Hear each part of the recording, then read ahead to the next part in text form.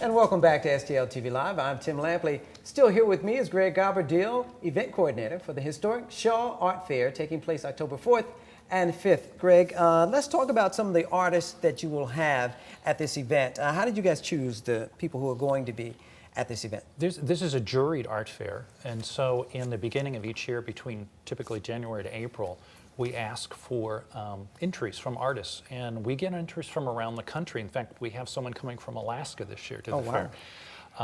That group, that pool of people then is then juried by 3 people that we ask to participate in the jury process, typically local artists. Many of them are teaching at universities or colleges, and they make a selection. Out of that, then we invite those people to come to the event. I understand you had over 300 Yes, that's entries. correct. And it's varied over the years. We've had as high as 500 folks applying for the show. And, you know, so it just varies depending on the economy and everything else. Right, well, how do they pick? Actually, we do it by showing them, first it's a blind jury, so that the 3 individuals looking at the work, they really don't know whose work that is, but they'll see 4 images of each artist, and then they score them after that. And then from there, we take the top scores. And that's what we're seeing when we go out. That's correct. This weekend. That's correct. All the people who were the top scorers. The top scores by those 3 jurists. Now, next in certain year, categories, though, right? That's correct, exactly. Okay. So there will be different mediums that they have chosen. For instance, painting, jewelry, printmaking, drawing, and mixed media, which I mentioned before, as well as other crafts. There's a wood metal craft. So you see some really fine furniture. I mentioned jewelry already, so there's some beautiful objects out there, plus glass. And there's fiber arts as well. Tell me about the award winners. Last year, the award winners, we had quite a few clay artists. I mentioned ceramics. There's also ceramic artists coming. Many of them are coming back this year, and they tend to be really very good artists in terms of the quality of the work. And Jenny Herzog, I know, is coming back. She is a painter, and she does a very interesting style of work. In terms of the painting, it is non-objective in the sense that it's not representational per se, but it has a lot of dimensionality to the way it's been painted. Very lovely colorist, just does a really nice job.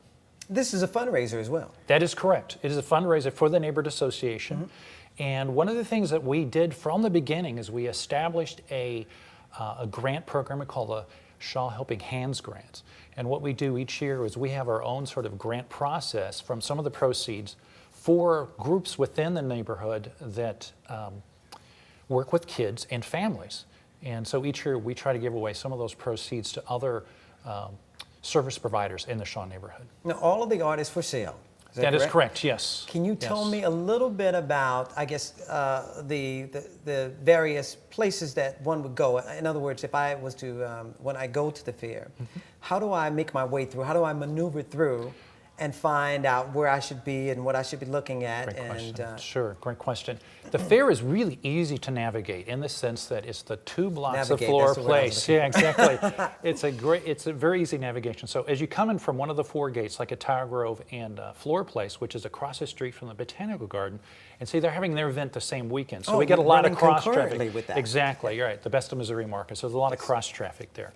But anyway, it's one long loop. There's 2 blocks. The artist set up on the grass of the park and face out. The sidewalk becomes, or excuse me, the street becomes a big sidewalk.